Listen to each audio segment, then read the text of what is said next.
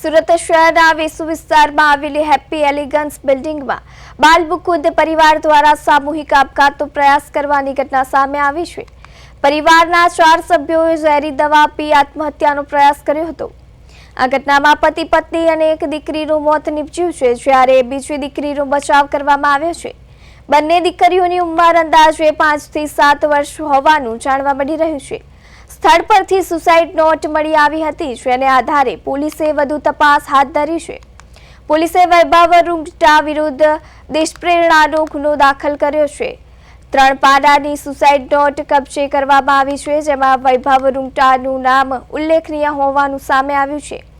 આરોપ મુજબ વૈભવ રૂંગટાએ મહિલાના પતિ બાલમુકુંદ પ્રકાશ ખેદના ક્રિકેટ કાર્ડ પોતાના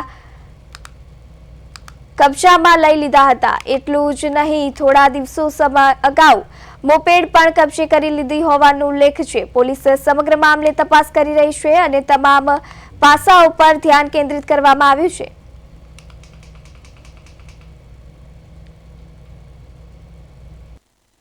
સુરતમાં ફરી એકવાર સામૂહિક આપઘાતની ઘટના છે તે સામે આવી છે અને તેમાં એક પરિવારને જે રીતે માનસિક હેરાન કરવામાં આવતો હતો તેના કારણે તેનો માળો વિખેરાયો છે। ત્યારે સુરતમાં એક પ્રકારે મુકુંદ પરિવાર દ્વારા સામૂહિક આપઘાત કરી અને ઝેરી દવા પી ઘટઘટાવી અને આપઘાત કર્યો હતો, જેમાં 3 લોકોના છે તે મોત થયા છે પરિવારના। એટલે કહી શકાય કે જે રીતની સુસાઇડ નોટ મળી છે, પોલીસે તપાસના ધમધમાટ તેજ કર્યો છે, પરંતુ જે રીતે પતિ પત્ની અને દીકરીના મોત, જ્યારે બીજી દીકરીનો સદનસીબે બચાવ થયો છે। એટલે વૈભવી રૂંગટા નામના જે શખ્સના ત્રાસથી ઝેરી દવા પીવાનું હાલ પ્રાથમિક કારણ બહાર આવી રહ્યું છે। એટલે સુરતના વેસુ વિસ્તારમાં હેપી હોમ્સ એગર્સ બિલ્ડિંગમાં જે બાલ મુકુંદ પરિવારના 4 સભ્યોએ સામૂહિક રીતે આપઘાત કરવાની હૃદયદ્રાવક ઘટના છે તે સુરતમાં બની છે અને પરિવારે ઝેરી દવા પીને જીવન ટૂંકાવવાનો પ્રયાસ કર્યો હતો, જેમાં પતિ પત્ની અને એક માસૂમ બાળકી સહિત કુલ 3 લોકોના મોત નીપજ્યા છે, જ્યારે બીજી દીકરીનો આ બાદ છે તે બચાવ થયો છે અને બાળકીની માત્ર જે 5 થી 7 વર્ષ હોવાનું ઉંમર પણ જાણવા મળી રહ્યું છે। ત્યારે તપાસમાં ઘટના સ્થળેથી સુસાઇડ નોટ મળી છે, જેમાં વૈભવી રૂંગટા નામના શખ્સ દ્વારા રૂપિયાનો જે ત્રાસ છે તે ગુજારવામાં આવતો હતો।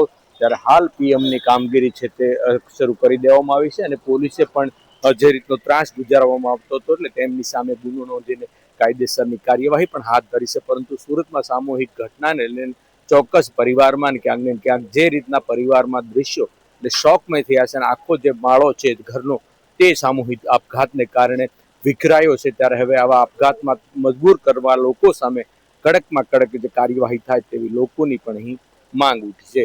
કેમેરામેન અજય કુમાર સાથે અરવિંદ રાઠોડ, પ્રદેશ 24 ગુજરાતી, સુરત।